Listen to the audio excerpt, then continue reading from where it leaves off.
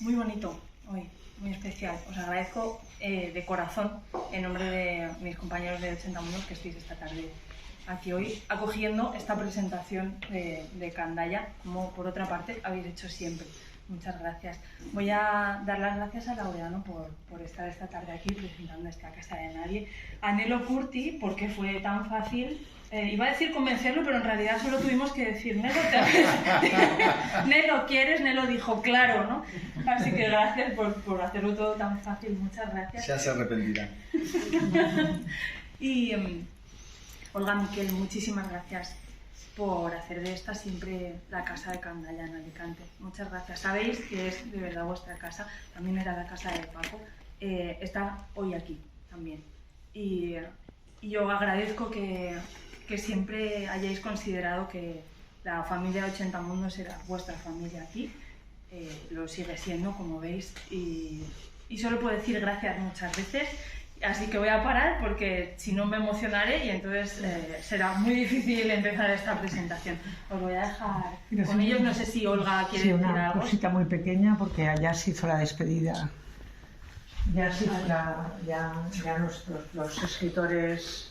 los escritores Candaya de Alicante, Fernando Parra, Sara y Olivia, por favor, y Olivia ya hablaron de Paco en su momento, pero sí que quería decir una cosa muy importante y que me emociona. Las presentaciones de Arqué en el libro de Sara en Barcelona y en Vilafranca fueron el sábado 28 de enero. Paco murió el día 30 y para muchos amigos fueron dos presentaciones muy concurridas, de muchísima gente y muy hermosas. La gente salió muy impresionada de los poemas que leía Sara y de su discurso también, y de ese activismo de ella ahora también por la salud mental, ¿no?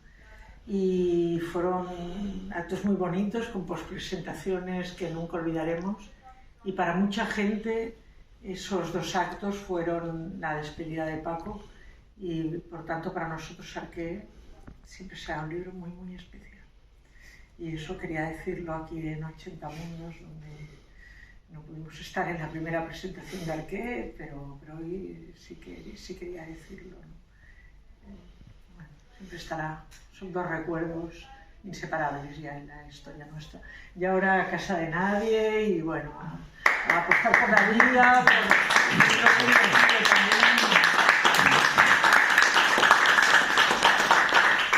Bueno, ¿qué tal? Buenas tardes. Gracias por venir y esas cosas.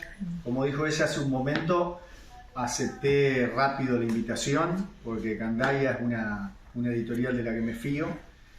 Pero claro, luego me puse a decir, bueno, a ver cómo encaro la presentación. Esto de presentar un libro tiene siempre sus distintos formatos, sus distintas maneras.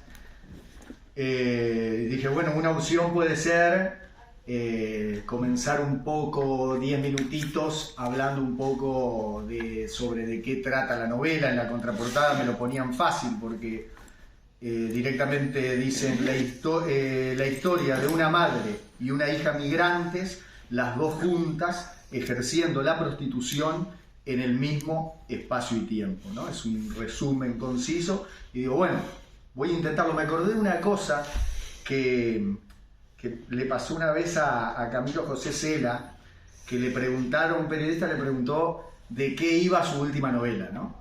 Y entonces el tipo le dice, y me costó 370 y pico de páginas explicar de qué va mi última novela. Entonces dije, bueno, a ver si me pongo a leer la novela y me pasa lo mismo. Y efectivamente me sucedió eso, ¿no? Es cierto que lo que se narra es la historia esta que mencioné y que menciona la contratapa, pero aquí también, por ejemplo, se hace una alusión a que está enmarcada dentro de una tradición de la novela francesa del siglo XIX, de la novela latinoamericana del siglo XX, habla también del ensayo feminista del siglo XXI y demás, ¿no? Pero se dice también que la perspectiva que ofrece Casa de Nadie es muy singular. Leyendo la novela, creí descubrir o intuir dónde para mí está esa singularidad. Y es dónde coloca Laureano al narrador. O sea, el punto de vista desde donde se cuenta esta historia, desde donde se narra el hecho de la prostitución. Queda bastante claro en la novela, ¿no? Él habla del camerino, de la trastienda, ¿no? No lo ubica como está colocado en la tradición que mencioné antes, desde el lado tal vez del usuario o del cliente, por llamarlo de algún modo, o del proxeneta, sino que lo ubica en un lugar previo, íntimo, y donde realmente se logra respirar el verdadero espectro del hecho de la prostitución, ¿no?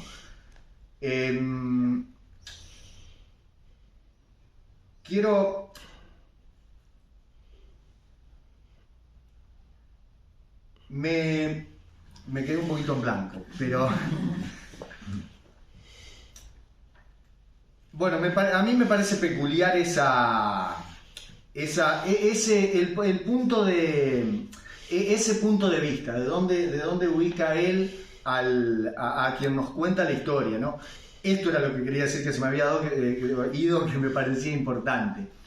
Y es que de entrada nos queda, se acaba con la posible discusión que a mí me parece también bastante inútil y aburrida, de si es autoficción, si es autobiográfico. Aquí se dice: la historia que se narra en las páginas siguientes ocurrió en la ciudad de Barcelona durante el año 2010. Se han cambiado los nombres reales de las personas que aparecen con el objetivo de preservar su intimidad. Entonces eso ya queda saldado y podemos entrar de lleno en la historia. Creo tal vez que yo ahora voy a iniciar con él una conversación, porque me parece más interesante que yo seguir diciendo tonterías, pero primero quisiera leer un fragmento del libro, que tal vez es la mejor manera de presentar un libro, ¿no? Que sería una manera de que se presente a sí mismo. Este es un capítulo que se llama Llanto y Consuelo. Dale, cariño, cuéntame algo, por favor. ¿Qué te cuento? Lo que sea. ¿Cómo te fue ayer con esa chica que me dijiste? No me acuerdo su nombre. ¿Estás segura de que querés hablar de un tema así? Tienes razón. Háblame de la facu, porfa. Me cuesta encontrar un tema que le pueda interesar a Sonia sobre la creación literaria, ya que nunca la vi leer siquiera una revista, y los únicos libros de la casa son los que yo tengo en mi habitación. Y evito decirle que en agosto no hay clases. No sé si le conté que las cursadas terminaron en marzo, pero quizás ya sabe ambas cosas y en realidad da igual. Se trata de ayudarla a pasar este mal momento, así que hablo. Empiezo con lo primero que se me ocurre: las luces de las aulas que se encienden solas. Eso fue lo primero que me llamó la atención de la Pompeu Fabra, que al entrar en un aula se escuche un ruido apenas perceptible, un clic que anuncia una presencia física en el espacio y que es la orden para que el sistema inicie el progresivo encendido de los focos del techo, situados de manera espaciada y que se van iluminando por tandas hasta completar todas las hileras. Sonia me escucha y deja caer las lágrimas. Algunas van al suelo, otras se le cuelan por el escote. Hace como que me mira, pero su cabeza está en otro sitio. Y creo que también hace que me escucha. No sé de dónde sacó esta idea de terapia. Hablo de la blancura de las paredes y las sillas, del patio lleno de estudiantes, de los sonidos que se escuchan de los animales del zoológico, agrupaciones estudiantiles relegadas a los pisos superiores, la secuencia de los pabellones, los jóvenes sentados en el suelo con un tupper. Y cuando estoy por bajar a la biblioteca, pero con ganas de detenerme, Sonia sigue llorando. Entonces giro y me meto en el bar de la Pompeu. Deslizo una bandeja de plástico por los tubos de acero, me pido una caña, leo el menú del día y Sonia sigue llorando y mirándome. Ahora asintiendo con timidez y con menos lágrimas, pero con el inicio de algunos temblores en el torso. ¿Y si se desmaya? ¿Qué hago?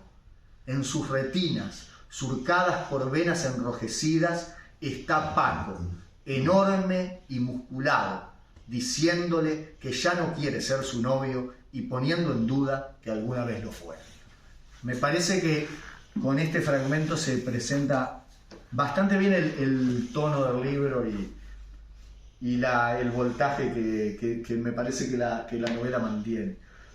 Bueno, entonces, para compensar un poco la charla, digamos que prácticamente te metiste a vivir en una novela, ¿no? Digamos, el hecho de decir, alquilás una habitación en donde una madre y una hija ejercen la prostitución, es decir, me metí en el nudo de una novela. Poco me parece interesante que nos comentes si de entrada viste esa posibilidad novelesca y si la viste, ¿cuándo fue el momento que dijiste, bueno, sí, hay una novela, voy a escribirla? Porque también hay un proceso de 10 años, ¿no? Sí. Bueno, antes que nada, gracias, Nelo, por todos los comentarios anteriores, por tu lectura, que bien que lees, da gusto escucharte leer, y sobre todo algo propio también es como doble satisfacción. Gracias a todos los que han venido aquí, y gracias a Olga y Miguel por iniciar y por ser mis compañeros y compañeras en esta ruta que empieza hoy, que va a ser larga e intensa. Y gracias también a las chicas acá y los chicos de 80 Mundos. Yo sé que cada lugar que elige Candaya tiene un valor muy especial para Candaya, y he escuchado tantas historias de 80 Mundos que es la primera vez que vengo y que estoy muy emocionado de estar acá, la verdad, y me encanta el entorno y todo, así que estoy muy a gusto. Y gracias por estar aquí, un placer conocerte, Nelo. Un gusto. Y sí, bueno, a ver, cuando yo conozco la casa, yo hacía 3-4 meses que estaba en Barcelona, no había estado nunca en Europa, recién estaba como asimilando qué era Barcelona, qué era esa ciudad, que a mí me llamaba mucho la atención. Y llego y voy a vivir, la segunda casa que vivo es una casa en la que vive una madre y una hija de prostitutas. Y me entero que son prostitutas porque la veo a la hija un martes, un día como hoy, martes, miércoles, a la mañana, con un atuendo así como para tener un cliente un día a la mañana, sin tener ninguna información previa. Entonces tardé varios días de recibir el impacto de decir, bueno, ¿qué está pasando? No sabía yo qué estaba pasando. La idea de la novela no surge enseguida, o sea, enseguida supe que había una historia ahí, porque madre e hija, trabajando de prostitutas, en una casa en la que yo vivía también, digo, evidentemente hay una historia. Pero la idea de escribir una novela o de empezar a vivir con ellas como para escribir sobre ellas, y ya en plan algo así como una suerte de entrevista, si se quiere, o de preguntar las cosas en plan de interesarme profundamente como para armar una cosa narrativa sobre ellas, eso empezó a pasar transcurriendo las semanas y los meses cuando empecé a conocer la historia de ellas. La historia de quiénes eran en Chile, cómo vino cada una a Barcelona, cómo llegan aquí, qué perfil de prostituta representaban cada una, que eran muy diferentes, bueno, como se ve en el libro. Y eso fue a medida que la fui conociendo, ¿no? Después el tema del proceso de escritura y todo, tuve varias etapas y todo. En el medio saqué un otro libro que es Barcelona Inconclusa, que son las crónicas que escribí durante muchos años también con Candaya. Y sí, o sea, yo necesitaba también tocar una experiencia de historia por el tema. Yo la historia la tenía, era al revés de Cela. La historia la tenía, el tema era de cómo darle forma. Claro. Ese es el tema, el desafío fue cómo le doy forma a una historia que es fascinante. O sea, la historia es fascinante contada, ¿no? Contada así, sí, contada en la anécdota. claro. El tema era dar una forma, el desafío fue tratar de estar a la altura de la historia, si quieres. Pero vos en esa convivencia vas tomando apuntes sobre la... Sí, algunas partes. Hay muchas partes que son sobre el pasado, ¿no? De Sonia y de Jimena, que es lo que te cuentan ellas, ¿no? Sí. Que vos claro, eso lo vas registrando, porque tu vivencia igual es más fácil conservarla en el recuerdo y vas ahí tomando como una especie de diario para... Sí, porque ellas incluso volvían a contar la historia, repetían la misma historia, ¿no? La historia de cuando Sonia se va con el amante y se cruzan, se van a Mar del Plata a robar casas y todo eso, me la contó muchas veces la historia, entonces la tenía muy fresca. Y claro, está como ahí, el pasado de ellos es muy en elipsis porque hay cosas que no me contaban. Entonces Claro. traté de mantenerme, no sé si fiel, no puse trozos que ella no me No contaron, agregar al- Sí, entonces claro, después yo lo conté con mi, recreando las voces de ella y todo, con mi propio estilo y mi propia ficción si quiere. Pero hay cosas muy elípticas de su pasado que yo no supe nunca, ¿no? Después la parte del narrador, lo que vivo como narrador, digamos, lo que vive ese narrador que se llama como yo desde una especie de yo de ese año, Sí, sí, sí. sí lo viví, digamos, fui testigo de eso, ¿no? Y ya que mencionas el tema de las elipsis, porque claro, hay tanto, digamos, para que la novela funcione es tan importante lo que cuentas como lo que omites, ¿no? Claro. Digamos, habrá mucha parte también, entiendo, de vivencias y de cosas que decides omitir también para que digamos, de tu vivencia ahí. Sí, claro, sí, hay muchos personajes que no aparecen, Claro. Muchos clientes, los clientes VIPs que iban los que iban a cenar, digamos, una especie de lo que eran los cortesanos del siglo XIX, Claro. en el siglo XXI en Barcelona podían aparecer de otra manera. Sí, que no están. O sea, yo ahí hice una selección de los que me parecían dignos de contar una historia para marcar un poquito como él, digamos, no hay una anatomía única del putero, digamos, había muchos diferentes Claro, clientes, claro. pero más o menos los más significativos. Pero sí, claro, sí, muchas cosas, y cosas de mí que no conté tampoco. Porque también hay un pacto conmigo ético de plan que yo cuento cosas de mi intimidad muy profundas, ¿no? Sí, sí. Cosas que nunca había contado. Me parecía también un pacto ético con ella, ya que contaba yo intimidad, me parecía yo mojarme un poquito. Claro. También. Y había cosas que si Sí. yo no contaba de mi intimidad no podía contar, por ejemplo, la escena del dealer, por ejemplo. Sí, Yo, si no me mojaba yo, eso no lo podía contar. claro. ¿No? Ya, sí. Ya. Yendo un poco ahí al plano de la estructura de la novela, tiene una peculiaridad, ¿no? Que está el primer capítulo que, bueno, está incluida la palabra presentaciones, pero más bueno, son como las presentaciones, creo que es el piso, ¿no? Sí. Algo así. Es el primer capítulo y en el segundo capítulo lo que nos encontramos ya es Adiós Cariño, que es el principio de una despedida, o sea, la novela está estructurada en los 9 meses de que tú convives ahí, y ese capítulo final, que es Adiós Cariño, lo divides en 4 partes y lo vas esparciendo por la... Sí, es como el presente, el flash forward que es eso, y el flashback que son las historias de ellos, ¿no? Vale, pero y tú esa estructura digamos, ese capítulo final a mí me interesa, por ejemplo, saber, ¿tú lo escribes de tirón y luego lo divides o ya tenías claro de entrada que lo te necesitabas? Porque además al dividirlo me parece que le das una importancia en la novela, Sí, ¿no? Lo sí. remarcas. Sí, lo escribí, a ver si... Sí, lo escribí del tirón pero pensando que lo iba a partir. O sea, lo escribí todo Vale. junto, pero pensando que eso iba a tener partes porque fue la última vez que yo la vi a Sonia y es importante porque es cuando... como no es un spoiler porque aparece enseguida, cuando ella ya no trabaja más, cuando la casa es otra, se convierte en otra. Sí. Es una escena que dura muy poquito en el tiempo, que yo hice un trabajo de ralentizar un poquito con el lenguaje porque para mí fue nunca más la volví a ver enseguida. Y había pasado pocos meses de que yo me había ido de la casa y parecía otra persona. Entonces, por eso es una escena que la decidí condensándola en el tiempo a lo largo de la novela porque es como otra persona a la que yo cuento Claro. o por lo menos esa fue la impresión que me dio a mí, era como otra persona, fumaba, que no fumaba, estaba descuidada, la casa vivía otra gente, estaba todo sucio, era otra cosa, entonces y había pasado poco tiempo, entonces eso sí lo decidí darle esa importancia y no recuerdo si el plan original era que apareciera así, pero sí yo tenía claro que iba a estar como Sí, lo diseminado. ibas a ir intercalando. Sí, y después el presente, bueno, son los 9 meses, las presentaciones también entran como un mes también, que es cuando yo conozco el piso, que fue también eso importante, los primeros impactos, porque yo llego al piso antes de que enteraran que eran prostitutas y había como no sé cuántas toallas blancas, y un montón de ceniceros, donde vivían 2 personas, eran como... Sí, no, claro, la descripción cosas, esa sí. es una intriga que sí, Ya. esto es el escenario de qué, ¿no? Ya, claro, eso. Era como una especie digamos, de indicio, ¿no? Sí. Y a mí una cosa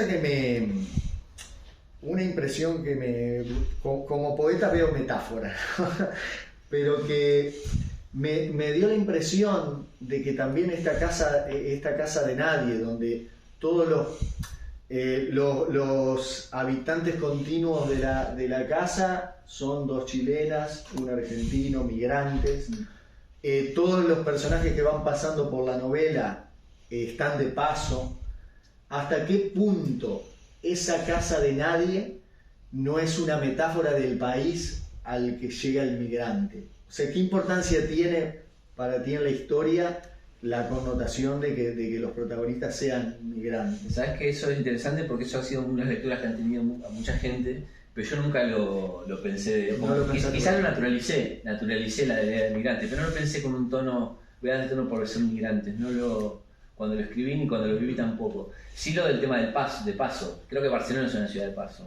De hecho, hasta yo acabé siendo un tipo de paso cuando yo pensé que era una ciudad que me iba a quedar aquí para siempre, ¿no? Por diferentes motivos. Es una ciudad que es un movimiento constante todo el tiempo, ¿no? Por eso siempre me pareció una cosa cautivante. Por eso sería de atraparla con las crónicas y eso, con el libro anterior. Y sí, de alguna manera no ha sido una intención deliberada que sea una metáfora de una cosa de paso, pero bueno, la casa era un lugar de paso. Entiendo que como toda casa que se trabaje con gente que paga un servicio de 1 hora, sea un consultorio médico, es un lugar de paso por tercero. Y sí, yo creo que sí, era Barcelona, yo no sé si tanto el país, no sé si España, Barcelona es bastante atípica, me parece, en ese sentido.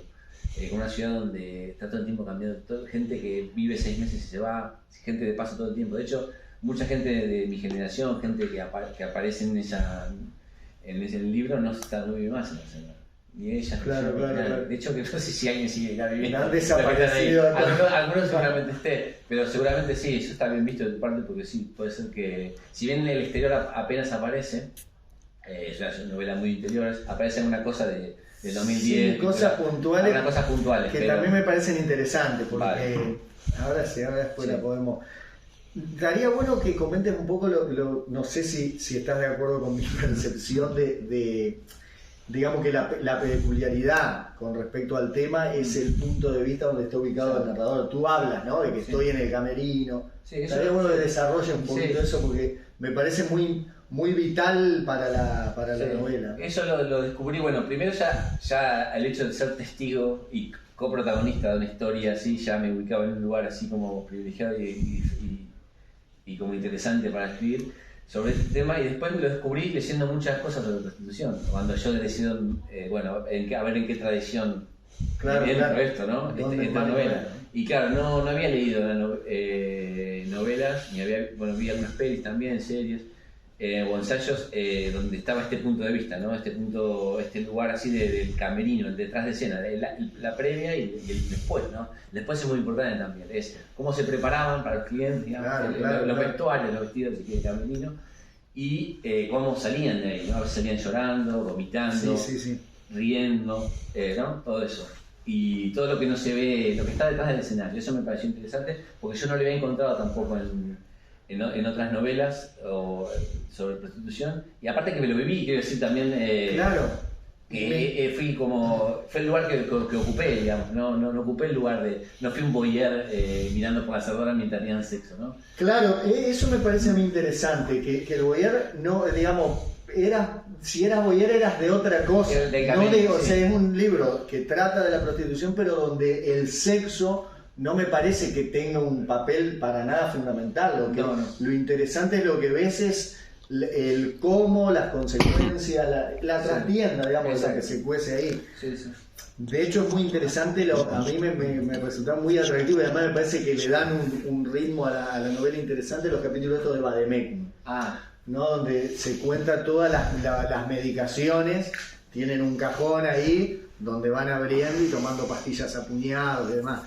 Y de hecho se da un poco un proceso que es casi como una descripción de la sociedad de consumo, digamos, ¿no? Que la prostitución, el consumismo, que también es importante, ¿no? Como sobre todo Sonia, ¿no? Sí. Que tiene la necesidad de comprar compulsivamente, y luego la medicación, ¿no? Sí, lo de Vademecum es interesante porque, claro, yo veía que ellas abrían un cajón, estábamos en la cocina, abrían un cajón muy grande y solo había medicamentos. Y se escuchaba el ruido, era toda una experiencia así auditiva, visual también, porque estaban las pastillas con sus colores, sus diseños, toda esa cosa farmacológica, y agarraban 2 o 3 y tomaban así, todos los días, o casi todos los días. Y claro, yo no sabía, y digo, me llamaba mucho la atención eso. Y después, cuando ellas no estaban, yo me abría el cajón y hacía como que las fichas de los y ahí descubrí que había desde baño hasta cosas naturales para ir al baño, no sé, desde lo más natural hasta lo más, o de las más heavy, así, ¿no? A veces conseguían recetas por clientes y todo. Y claro, digo, ¿cómo lo muestro esto? ¿Cómo lo escribo? Claro. ¿Cómo lo cuento? Entonces me gustó el tema de trabajar con un registro breve así ensayístico y parodiar un poquito el texto médico del Vademecum. Aparte yo tengo un tío que es médico, mi mamá es quien la gente de la salud y todo. Ya a veces los escuchaba hablar de medicamentos. Claro. Me acuerdo cuando los escuchaba hablar de medicamentos, no entendía nada yo. Hablaban con naturalidad de algo que para mí era como otro idioma. Y siempre me quedó ese recuerdo, ¿no? Y me gustó un poquito trabajar con ese, digamos, la parte del texto del Vademecum, si lo lees, es como muy... es hasta gracioso, a veces parece parodiarse a sí mismo, ¿no? Con los efectos colaterales de algunos medicamentos y todo, que lo tienen que poner por una cuestión legal. Y me sirvió también para contar cosas de la trama, para contar cosas de ellas a través de este... No, claro, totalmente. De ese atajo, ¿no? De hecho, hay algunos en los que contás un poco la historia del medicamento, de cómo surge, cómo se aplica, qué efecto ha tenido en determinadas sociedades. Sí. Eso fue, cuando yo estaba acabando la novela, leí las partículas elementales de Houellebecq, y lo trabaja muy bien a eso, y que no tiene que ver con el tema de la prostitución, nada, pero justo estaba escribiendo eso y algunas cosas, porque él arranca unos capítulos con cosas muy ensayísticas y se mete en la novela, una cosa que hace como muy natural, y eso fue un poquito, uno de los modelos que usé para esa parte fue ese libro. Está bueno porque le da aire a la novela, y es eso, te da la impresión de que igual se sale de la novela, pero no se sale, o sea, te está contando desde otro enfoque. Es como un respiro también, ¿no? Sí. Presente, me parece como una respiro. Bueno, ahora llega el Vademecum, una sección si quieres, cada mes. Sí, creo que funciona muy bien. Luego está el tema, digamos, o sea, es curioso, digamos, claro, tú esto sabes, es una vivencia real, sucedió, digamos, poniéndonos en la hipótesis de que esto no hubiera pasado y todo fuera ficción, ¿no? Digamos, el hecho de que dos mujeres, madre e hija, que ejercen la prostitución, que de hecho en el principio de la novela, luego al final ya decae, no tienen problemas económicos, ¿no? Digamos, el hecho de que decidan alquilar una habitación a un hombre, que es particular, ¿no? Pero a mí me da la impresión, luego en el avance de la novela, de que tanto Sonia como Jimena están intentando reconstruir incluso un arquetipo familiar a veces, ¿no? Por ejemplo, el cholo, Sonia busca un padre, busca también un marido para la madre, como que están intentando armar un puzzle que voló en pedazos con trozos sueltos y que no encajan nunca. Esa es la definición, bueno, por lo menos sí, perfecto. De hecho, acabas de definirlo de manera certera, mejor que lo que podía haberlo dicho yo, porque de hecho yo siempre me pregunto hasta ahora por qué me alquilaron a mi habitación. ¿Por qué les caí bien? Claro, es que es curioso. ¿Por qué les caí bien? Y de golpe, ¿por qué después la veo a Sonia y era otra persona y me trataba como si fuera otra persona? Preguntas que, de hecho, son las preguntas que motivan la escritura de la novela, ¿no? Y a veces llegan lectores así perspicaces como tú, que acaban de definirlo claramente. Sí, seguramente sea eso, había una reconstrucción familiar, de parte de Sonia sobre todo. Yo creo que Jimena, como ella va a Barcelona a vivir una juventud que la presión familiar no le dejó vivir, creo que no estaba en ese plan. De hecho hay un capítulo, ¿no? Jimena en búsqueda de la juventud o algo así, ¿no? Que van en... Jimena hacia la juventud, sí, que es cuando Jimena va a hacia Barcelona, la juventud. cuando va a Barcelona, sí, claro. Y sí, tal vez el personaje de Sonia, sí, lo que busque más sea también una infancia perdida, ¿no? También en cómo protege a sus hermanas menores, que también luego juegan un papel para mí importante, ¿no? A mí yo noté acá otra cosa que me parece curiosa, no sé si lo hiciste intencionadamente o no, que lo narras desde una primera persona, pero es una primera persona que continuamente se acerca, se aleja, a veces es como un narrador protagonista, a veces es un narrador que no llega a ser omnisciente, pero sí que toma distancia. No sé si te salió la narración así o pensaste en que... Porque para mí le da mucho ritmo a la novela, el hecho de que el narrador a veces esté pegado, que parece directamente el protagonista y por momentos tome esa distancia. Bueno, eso no sé si fue deliberado. Lo que sí fue deliberado es que las protagonistas eran ellas. Entonces yo como narrador siempre traté de no pasarme, Que no invadir su protagonismo. Yo soy como una especie secundario, si quiero un coprotagonista, la historia es de la de ellas, es mi vida con ellas, el presente, y la otra mitad de la novela es el pasado de ellas, me parece como muy importante, que también es lo que motiva la escritura de la novela. Por lo tanto, sí, había momentos en los que yo protagonizo cosas, escenas como esta que leíste tú, o cosas con Jimena, porque yo vivía cosas diferentes a cada una, ¿no? Pero sí, había... y no sé si no fue tan deliberado el hecho de cuándo decidió alejarme, sino fue como yo había vivido esas escenas con ellas, o como yo las tenía apuntadas, como yo las recordaba también, ¿no? Que a veces las Claro. malas pasadas. Pero sí, básicamente eso tiene que ver más que nada con que el protagonismo es de Sonia y Jimena. Nunca sería... por eso en la contraportada lo pone claro el libro, la historia de Sonia y Jimena. Yo soy el narrador, participo también, protagonizo la historia, porque también sería falso, digamos, quitarme el protagonismo, porque yo la vivía la historia, sería como... Sí, no, claro. Pero sí, eso un poco tiene que ver con eso, con que es la historia de ellas, ¿no? Entonces yo como narrador me dedico a contar su historia y a veces protagonizo algunas cosas que me parecen relevantes para la historia principal que las de ellas. Claro, de hecho es interesante porque yo veo eso, ese narrador que a veces está más imbuido en la historia y a veces más fuera, y que acaba un poco no, acaba como de expulsado casi de la historia, ¿no? Con la llegada de las pequeñas y toda la... Esa es la parte, es la parte quizás que gente que ha leído novelas que más le... No sé qué te pasó a ti cuando llegan las pequeñas. Es que eso es tiene, duro, es jodida esa parte. Es jodida esa parte. Porque claro, se ejerce la prostitución de menores, ¿no? Y claro. Hay una mezcla, además que haces algunos retratos, sobre todo de la más pequeña, que te inspiran cierta ternura, pero claro, dentro de ese ambiente hay una ternura y una violencia que es bastante brutal. Y bueno, y luego lo de Gise, que es como que también viene como a continuar la... Sí, ahí es como que ya en la historia también hay mucho silencio, muchas cosas que no se cuentan. Ahí ya como que empiezo a quedar afuera. Eso, ¿no? Por eso te digo, me da esa impresión, que empezás a ser expulsado de la historia y como que vas contando atisbos, pero como que cada vez hay más veladuras, ¿no? Sí, ahora ya empiezo a fijarme en los silencios, en las miradas, porque ya no me cuentan tantas cosas, es verdad.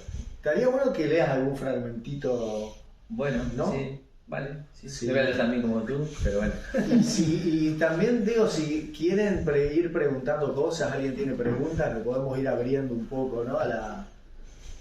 Sí, mientras pueden hacerme una pregunta mientras elijo ahí. ¿Quién tiene preguntas? Allá hay. Sobre la metáfora que ha intentado buscar Nero con lo de la casa de nadie, ¿no podría ser más bien que realmente era la casa de todos?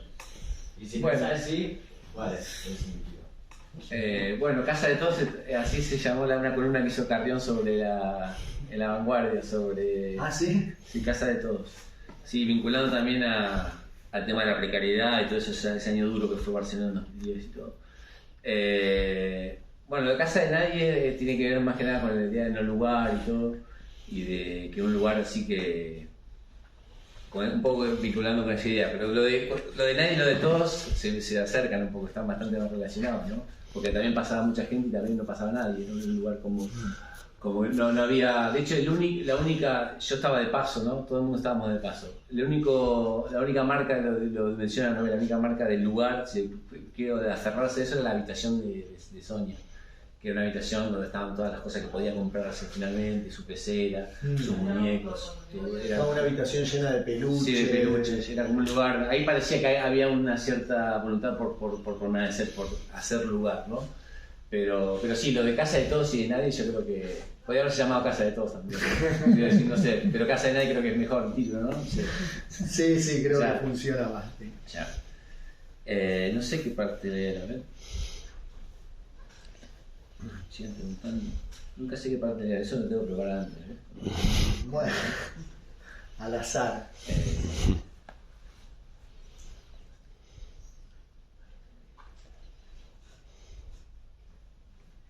No, me gusta la parte cuando conocí a Jimena, porque a Jimena la conocí a la semana de estar ahí, porque ella estaba como muy... trabajaba fuera de casa. También tenía maneras de trabajar diferentes. Jimena trabajaba afuera, hacía servicios fuera. Claro, sí. Y a veces estaba una semana sin aparecer.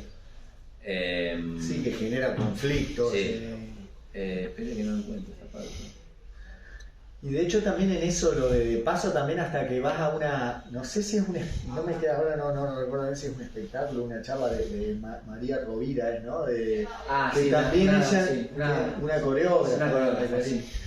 Que también ella termina diciendo que de tanto peregrinar de lugar en lugar, sintió que estaba en tierra de nadie, ¿no? Eso también, eso sí, No Man Land se llamaba, sí, tierra de nadie, es verdad. Eso también, mira, no me acordaba de eso. Sí, eso fue, claro, porque Cholo le aparcaba el coche, claro, a María Rovira. Tiene muchas tonas, sí, Cholo era un personaje, un marplatense, taxista, personaje total. Sí, porque va con los típicos negocios, negocios disparatados. Sí, parecía un personaje así, un poco carayesco, así. Un personaje de costumbrismo ese argentino, ¿no? De Buscavida de Grandoni, no sé. Total, sí. Claro, ideas delirantes de negocio y imposible de que funcionen, ¿no? Y claro, le aparcaba, trabajaba en un parque y le aparcaba el coche a María Rovira y le dio entrada. Entonces fuimos los cuatro a ver al... ¿Cómo es el teatro este de Hospital? Nunca me acuerdo el nombre del teatro de Calle Hospital de Raval. ¿Teatro Romea es? Romeo. Sí, claro, y después vimos a las bailarinas y yo le veía a Sonia, claro, mirarlas como que había como una mirada ahí que si yo hubiera hecho, no sé, era como una especie de deseo, no sé. Voy a leer una parte de cuando conocí a Jimena, ¿no? El televisor de la cocina está encendido a un volumen alto, lo suficiente como para que lleguen a mi habitación con total nitidez los alaridos chillones de un programa repleto de panelistas. Me despierto, no puedo seguir durmiendo, tendré que levantarme. Tal vez sea muy pronto para exteriorizar la primera bronca de la nueva convivencia. Se cumplen 15 días, estoy enojado y decido no decir nada. Buena elección, porque en un extremo del sofá del salón alguien ha dejado mi ropa lavada, planchada, doblada y perfumada. En la otra punta, la perra Shih Tzu duerme boca arriba. Le acaricio la barriga, se estremece y estira sus extremidades, siempre con los ojos cerrados. Parece estar en un sueño profundo, pero de repente abre los ojos y sale corriendo hacia la puerta de entrada. A ver si me sale Jimena, porque Jimena era inimitable. Adiós, cariño, adiós, que vaya bien, nos vemos prontito. Chaucito, chaucito, muah, muah, jejeje, adiós, adiós. Ay, pero bienvenido, corazón. Jimena me saluda con 2 besos sonoros. Se ríe en cortas y silenciosas muecas mientras fuma y va embadurnando el filtro de su Marlboro en cada pitada. Quiero agradecerle lo de la ropa, pero antes de que pudiera avanzar demasiado en el agradecimiento, me aclara que fue Sonia y que la próxima vez lo haría ella, que no me preocupara. Intento decirle que no hace falta, pero no lo consigo porque desaparece del plano. La encuentro en la cocina, abriendo una lata fría de cerveza para calmar la sed de las 10 de la mañana, despeinada y con ojeras, bebiendo sorbos largos y golosos. Se sienta en una silla y comienza un zapping vertiginoso, deteniéndose en un canal de música. Intentamos una charla básica para conocernos, focalizada en cuanto hace que vivo en esta ciudad, si me gusta la casa, algo de la perra, otra cosa sobre el tabaco y un poco más sobre la TV, que nunca hay nada para ver y que siempre se acaba en un canal de música o en uno de estos programas del corazón para evitar el silencio. Un silencio que a Jimena parece molestarle demasiado. Me ofrece un café, algo para comer, un cigarrillo y un chicle. Apaga mal la colilla del cenicero y la estela del humo comienza a subir espesa y serpenteante. Apoya la cabeza en su mano, suspira y vuelve a reírse, siempre con los ojos clavados en la pantalla. Con la otra mano se acomoda las medias de encaje y pide disculpas para irse a la cama tras el tercer bostezo, porque aún no se ha acostado. Y esto, a sus 56 años, cariño, no es muy saludable. Es una escena triste y a la vez ella es una mujer muy divertida, muy hospitalaria. Bueno, cuento la escena de que me lavan la ropa, de que estaba en un piso compartido, de que no era un piso compartido. Ya, sí. Entonces está esa cosa de ternura, esa cosa de amabilidad, esa cosa de graciosa, y por otro lado, el deterioro, ¿no? Esa es destrozada por dentro, a las 10 de la mañana tomando cerveza. Se narra muy bien eso, y por eso cuando te decía ese del intento de reconstrucción de un arquetipo, de una idea, o de lo que no fue, de lo que pudo haber sido de Sonia, también es curioso que es un personaje que es abstemio mientras todo el periplo en el que estás viviendo tú, sí. Abstemia militante, además, y que le molesta que su madre se drogue, que salga, y sin embargo cuando regresas sí que bebe, fuma. Fuma, no bebe. Fuma, fuma. Pero no fumaba, sí. Vale, sí, pero no como fuma. que ves un personaje que también como que se ha rendido, ¿no? Sí, sí. Aparte era una cosa, no le gustaba que fumáramos. Todavía estaba la ley, no estaba la ley de tabaco, se podía fumar en los restaurantes. Y era como muy normal fumar adentro. Y a ella no le molestaba, ella no fumaba y fumábamos mucho adentro. No había casi ventilación en la casa. Claro. No había casi luz. Entonces, sí, es como que se abandona, sí. Cuando deja de trabajar de prostituta, es como vuelve o empieza a fumar, no sé si había fumado una vez. Eran como muy disciplinada. Al punto ya de adicción a la disciplina, ¿no? De que la disciplina convertía en una adicción. Particular. Y ahora ya que leíste un fragmento donde sale Jimena hablando en primera persona, el proceso de pasar el acento chileno a lo escrito, ¿no? Algo que sonoramente encaja de una manera, funciona de una manera. Claro, porque yo digo, a mí me parece una tarea complicada, ¿no? Por ahí está Rodrigo, que luego certificará si lo hizo bien o no. A ver. Que se pronuncie el chileno. Pero me resulta que te quería preguntar un poco, digamos, si eso, por ejemplo, lo oralizabas para ver cómo sonaba, porque también, digamos, cambiándole los nombres las podrías haber nacionalizado a Argentina y ya está, ¿no? Sí, y el tema era que Sonia llevaba más tiempo, Sonia, padre argentino. Entonces ella no tenía tanto acento chileno como tenía. Vale. Y hacía bastante más que estaba en España. Entonces Sonia hablaba con cosas chilenas, alguna cosa argentina y alguna cosa de castellano español. Claro, sí, porque esa tiene cosa el mestiza. tío, no sé qué. Sí, esa cosa mestiza. Sí. Vos tío decía, por ejemplo, no sé, vos y decía tío, no sé, esa cosa mestiza, ¿no? Que te pasará a ti, me pasa a mí también todo el tiempo. Todo. Y Jimena hacía menos que estaba y ella hablaba todo el día con las hijas, era más chilena. Entonces hubo un trabajo también de pensar, y sobre todo que en un momento de la novela el intento también es que el lector ya identifique por la manera de hablar a Sonia y Jimena. No sé si lo consigo, ese fue uno de los intentos también, ¿no? Porque ellos tienen largos parlamentos. Entonces sí, era como si un trabajo de no chilenizarla más a Jimena, sino que ella hablaba más en chileno. Sí, no. Pero había palabras que tuve que buscar y todo porque no recordaba. Claro, volver a... Sí. O escuchar cosas de Chile, eso sí, totalmente, para volver a eso sí. Sí, pero bueno, está bueno, también funciona porque lo separa un poco de la voz del narrador, también me parece que funciona. No, pero es que me parece una tarea complicada, o sea, el otro día es que leyendo tu novela en medio me leí unos cuentos de Bryce Echenique, y en un momento en un cuento mete un personaje, una entradita de un personaje que él intenta que sea andaluz. Yo lo leí y digo, ¿por qué habla así? Y en el siguiente párrafo dice, con un acento andaluz, digo, ni él creo que estaba convencido de que le hubiera salido, lo voy a aclarar para que... No sé si alguien más quiere sumarse a la... Mirá, ahí tenemos... Yo te quería hacer 50 preguntas. Bueno, dale. Bueno, siempre hay, en el momento, me interesa siempre el proceso de creación. ¿Qué fue el pasaje más complicado para escribir, digamos? Siempre a veces te trabas en algún momento y para que calcen las piezas, ¿no? Dentro de esta estructura. Lo más complicado fue reconstruir el pasado de ellos, que elegir y todo, y cómo trabajarlo. Hubo un trabajo con los editores. ¿Ellas leyeron el libro? ¿Quieren ellas del libro? No sé, no, ellas viven en Chile, el libro no ha llegado a Chile, Vale. y no sé si lo querrán leer.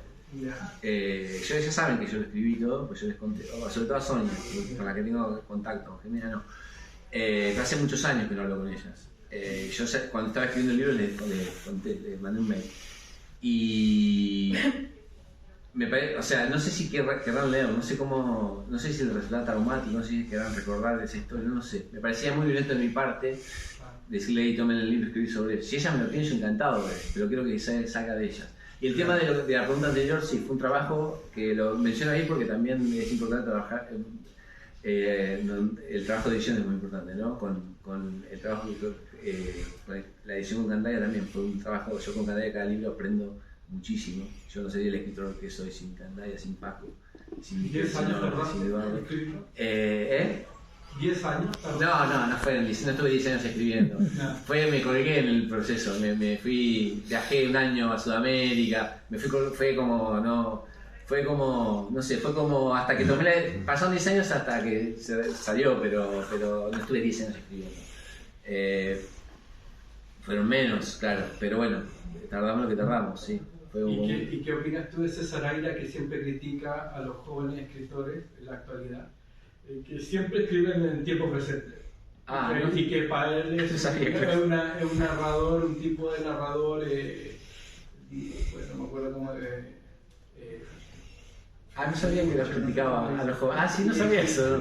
Criticó a Hernán Roncino, un montón de narradores que escriben siempre en tiempo presente. No sabía esa crítica de... Es una especie de carencia porque no se maneja el tiempo presente, te mantiene como en un tiempo y no te permite jugar con otro. Bueno, a ver, esta novela es una tercera parte, está escrita en presente, no es todo en presente. A mí me gustó lo del presente, no sabía eso de Aira, que había criticado, no sabía. Pero me gustó trabajar con el presente a ver, no es una bitácora, pero me gustaba un poco esa idea de bitácora, esa idea de como que la gente, que el lector viva ahí en la casa. Me da dar esa impresión de la casa. Por eso volví a leer los diarios de Piglia, ¿no? Que trabaja con sus diarios y hace como una especie de ejercicio de memoria y escribe en ese presente, trata de recuperar ese presente de la escritura de su origen. Entonces también yo, como tenía diarios de esto, traté de recuperar un poquito eso sin que sea una bitácora, pero me interesó esa especie de condensación del tiempo. Me gustaba cómo trabajar en el presente Salón de Belleza, Mario Bellatín, en esa novela. Me gustó mucho esa manera de trabajar con ese presente y fue una decisión de que la parte de la casa fuera en presente. Pero bueno, después hay pasado y hay futuro si quieres, ¿no? Así que hay que estarlo... Claro, es interesante, en eso te decía yo que veía también que el personaje se acercaba y se alejaba, como por momentos el narrador ya conoce el desenlace de la historia un poco, da a veces uno un poco esa... A mí me parece interesante cómo está tratado ese narrador, o sea, me parece que tiene mucha dinámica. Aira me criticaría, Bueno. Espigliano. Hay una cosa también sobre el tema de la prostitución que me parece interesante, que son capítulos donde se narran otros trabajos que hicieron, como por ejemplo Sonia de camarera, sí. Que hay una frase muy contundente que dice: me trataron peor de camarera que de puta. Sí, es muy interesante. Sí. Yo encontré algunos textos escritos por prostitutas que también, Brigitte Pen, por ejemplo, que dice de King Kong, que dice que ella lo trataron mejor de prostitutas, es como, o sea, y otras que no, otras prostitutas que están en contra de cuando está dentro del debate hay como pero bueno, eso es lo que Sonia, claro, sus experiencias. Y ella hace unas reflexiones así que son muy, ¿no? Como decir, como que si saben que van a follar, te tienen otra, y el pudor de estar desnudo. Eso se fue todo un aprendizaje también, ¿no? Para que ella me contara. Claro. Eso también era del camerino, ¿no? Vivir en camerino, que te contaran cómo concebían.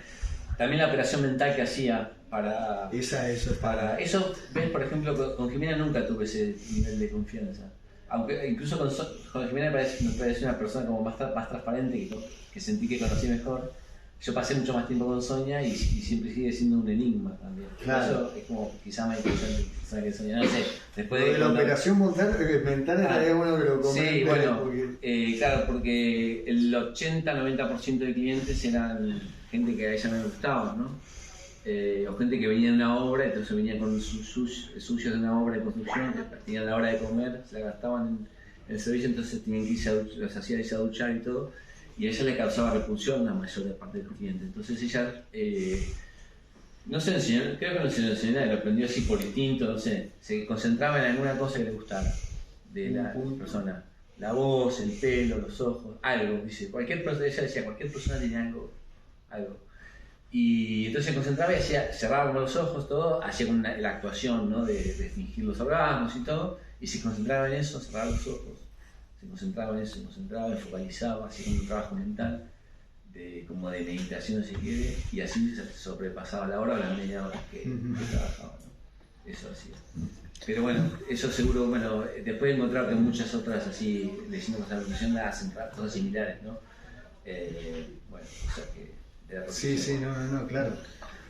Claro, el libro tiene mucho de de la vida cotidiana con ellas, ¿no? Claro. Y de la naturalización de la convivencia tuya con ellas, ¿no?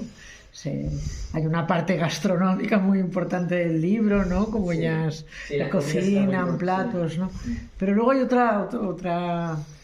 otro elemento que es cómo los de fuera vivían esa experiencia que tú estabas viviendo, ¿no? Quizás la parte más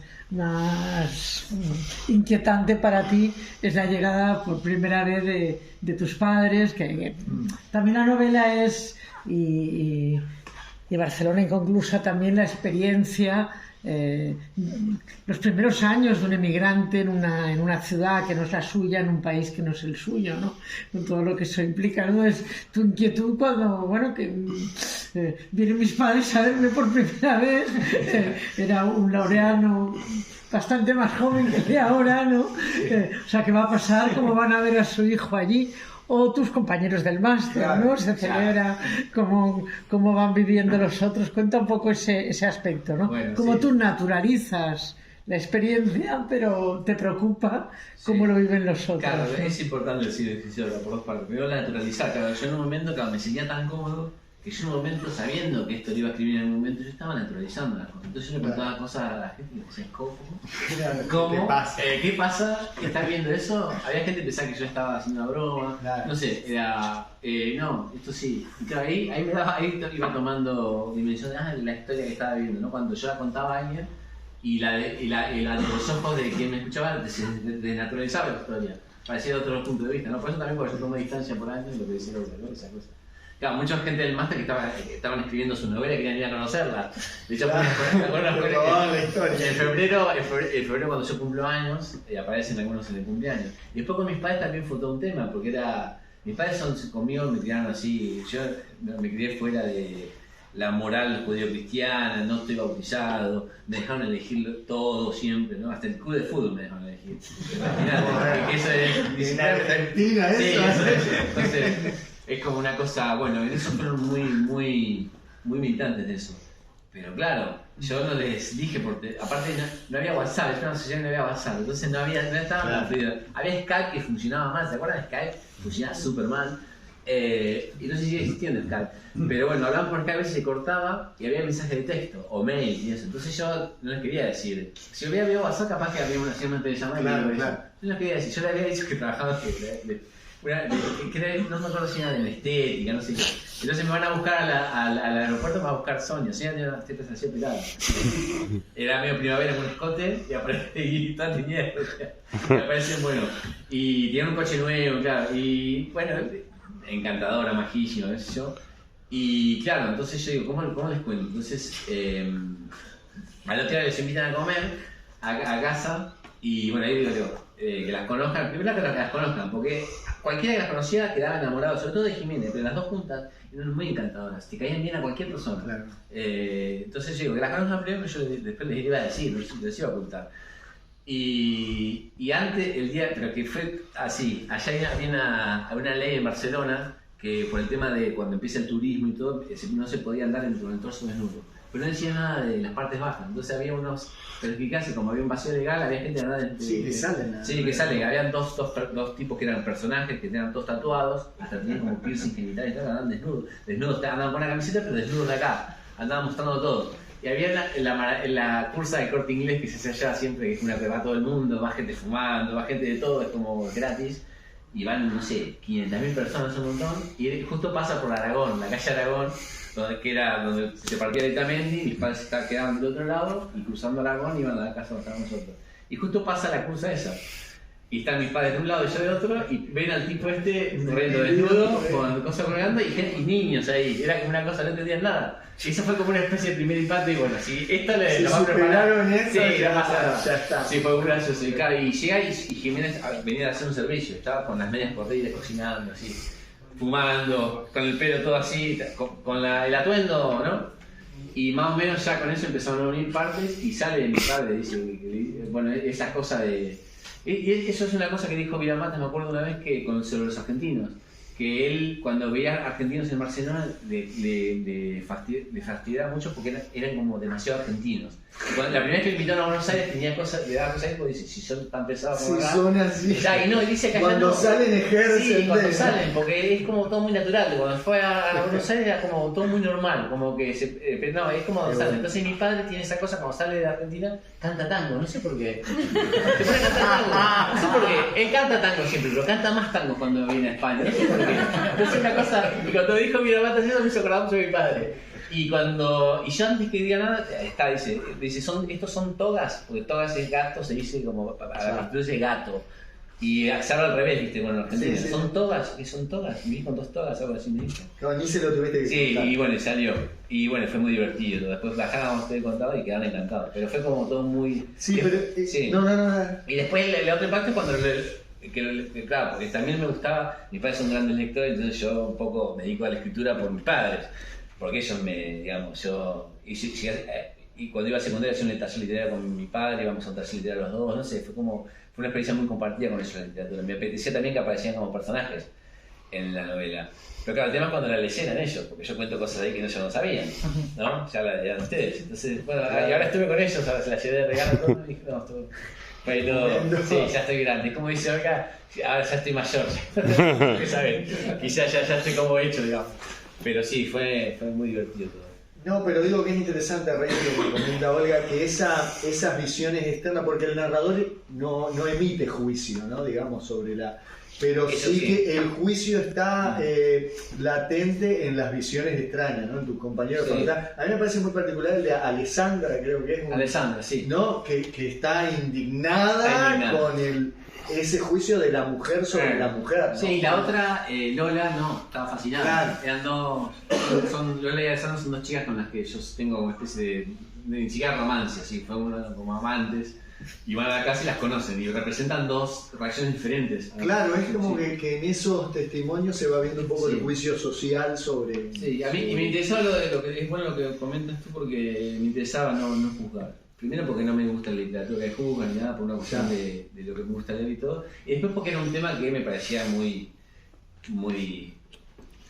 fuera de lugar juzgar sobre el cuerpo femenino, me parecía una cosa Sí. muy fuera de lugar, que no sea. Y justamente traté de que mi vida fuera neutral en ese sentido, ¿no? De mostrar las cosas. Y eso ha generado también muchas lecturas diferentes, ¿no? Claro, también queda un poco esa pelota esa sí. piedra, digamos, en el tejado del autor, ¿no? Lo que comentábamos antes, hay lectores que me dijeron, amigos todos, que me dijeron la parte de las niñas, les pareció como Sí, no, naturalizar eso, como que les pareció hasta, no violento, pero que como que el narrador ahí no juzga, digamos, yo no juzgo en ningún momento. Pero le pareció como en ese tono, Claro. en ese punto de vista les dio como un poco de ruido. Sí, no, lo de la llegada de las niñas tiene momentos truculentos. ¿Sí? Pero bueno, eso está para el lector, me parece. Es ahí Claro. el juego, ¿no? Para eso, Sí, para eso podemos sí. discutir, para eso se hacen las presentaciones, para eso tú, ¿no?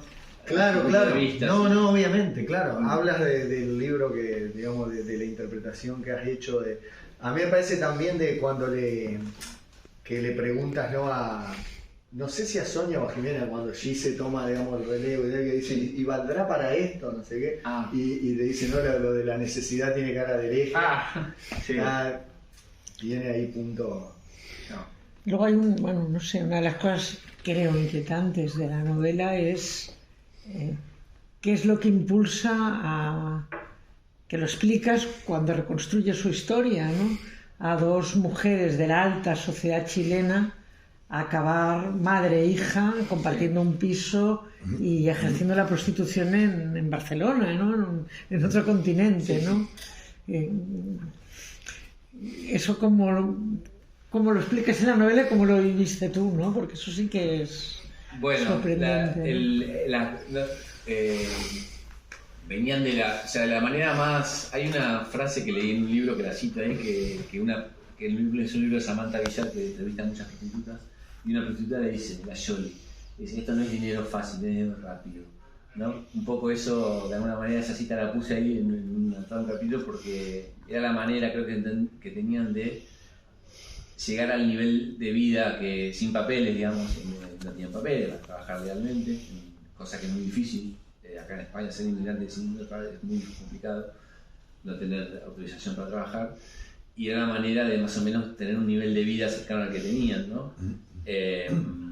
después también fue la causa del azar un poquito. Sonia se pone a trabajar en un bar y enseguida conoce a este Max que la mete, un proxeneta, ¿sí? Proxeneta raro, si ustedes, Max, me queda un poco confusa porque las deja irse, no sé, están en esa casa. Podría haber entrado en el circuito de trata tranquilamente, porque estaban totalmente desprotegidas, y no lo hicieron. Y otras chicas seguramente están ahora, con los documentos retenidos, están en el circuito de trata, ¿no? Depende de quién las coja. Eso por el lado de Sonia. Por el lado de la madre es podría explicarlo, por lo menos como yo lo viví o lo que ellas me contaron, en vivir una juventud que le fue vedada. Ella la cría en la alta ciudad chilena, rubia, hermosa, perfecta, para ser la perfecta ama de casa, una ciudad muy católica, un barrio cerrado, centro de Santiago. Y tiene 5 hijas con el empresario de vinos de Mendoza, Maltrata y todo. Y es como una especie de liberación, de vivir cosas que nunca había vivido, ni siquiera que había imaginado, pero tampoco, ¿no? El tema de la droga, bueno, creo que, no sé si había probado la droga en Chile, creo que sí. Pero una especie de escape de alguna manera. Hay como las dos escapan, creo. Hay una especie de huida, me parece. Se ha leído también mucho en el tema de la huida, ¿no? Sí. Lo que también una migración también es una suerte de huida, ¿no? Yo también, no sé, todos nos invitamos una huida, cada uno con su huida, ¿no? Es tampoco eso. Sí, están entre la huida y la búsqueda todo el tiempo, ¿no? Sí. Así que bueno. Ahora están en Chile, ahora volvieron. Y creo que están bien. Yo hace muchos años no hablo con ellos, pero espero que estén bien. Y luego hablábamos al principio de los pocos exteriores que tiene la novela. A mí me parece interesante que también, me parece que como lo cuentas, es un territorio también en disputa sobre el tema de Cataluña, ¿no? Que un día la manifestación independentista y al día siguiente la celebración del Mundial de Fútbol. Sí, fue tremendo. Sí, eso fue una especie de anécdota, pero también entra en la casa, porque los exteriores entran un poquito en la casa. Bueno, la crisis económica entra porque ellos empiezan a perder clientes porque empieza la crisis. Pero lo de eso fue el fin de semana más esquizofrénico que viví en Barcelona y fue una especie de pequeña muestra de lo que iba a pasar. Esto fue en 2010, en 2017-2018, cuando estalla el proceso y cuando hay cada día una manifestación con banderas españolas, el otro día una manifestación con banderas de independencia, es como una guerra de banderas que hay en los balcones. En ese año ahí todavía no había eso, pero está lo del Fratum, ¿no? Que fue el quiebre, que es cuando empieza el proceso, digamos, de ahora. Y el otro día España campeón mundial. Entonces, claro, yo esos años de Barcelona viví con mucha intensidad porque salía a la calle todo el tiempo. Digo, ¿qué está pasando? Claro, una cosa convulsa. Claro, convulsa, un conflicto político que nosotros para nosotros somos sudamericanos, no hemos tenido esos conflictos. A mí me causaba mucho. Después me hartó el tema del proceso. Acabé hartado, pero en esos años estaba como muy curioso porque no sabía lo que estaba, no entendía mucho. Estaba como investigando mucho y salía mucho a la calle a ver eso. Y llega hasta el punto de que Sonia viene con la camiseta de bandera festejando el mundial, se va a festejar el mundial, Sonia, que no. Y después el mundial aparece Maradona también. Sí. Y era parte también detrás del mundial, era un poco el afuera también adentro, porque era esos regalos que yo a mí me fui agasajado también en esa casa. Claro. Compraron un televisor para que yo vea el mundial, por ejemplo, yo solo. Esa cosa, sí, había como un televisor así, un plasma. La primera vez que veo un plasma en mi vida es porque Sonia compra y aparece un plasma y contrata el Gol TV, no sé qué, para que yo vea el mundial. Así, esa generosidad totalmente así. Me regala zapatillas, me limpia la ropa, todo. Y a los pocos meses de estar en la casa me trata como si fuera un desconocido. Por eso para tratar de explicar eso, que no sé si tiene explicación. Bueno, no sé si alguien más tiene alguna duda, pregunta, curiosidad. Lo dejamos por ahí. Muchas gracias. Yo hay una cita de un comentario sobre la novela de Pàmies que dice: como pasa en tanta literatura de calidad, la subjetividad se pone al servicio de la causa de la observación. Yo cuando la leí en la contraportada tampoco me vendió la novela, la verdad, la frase. Pero leyendo la novela me di cuenta de que la virtud principal que para mí tiene este libro es que Laureano cuenta algo que le pasó, y espero que lo entiendas bien a esto, cuenta algo que le pasó como si no le hubiera pasado. y que me parece que eso no es lo que diferencia autoficción de ficción, sino lo que es literatura de lo que no lo es. Es mi impresión y la vinculo un poco a esta frase de Pamela.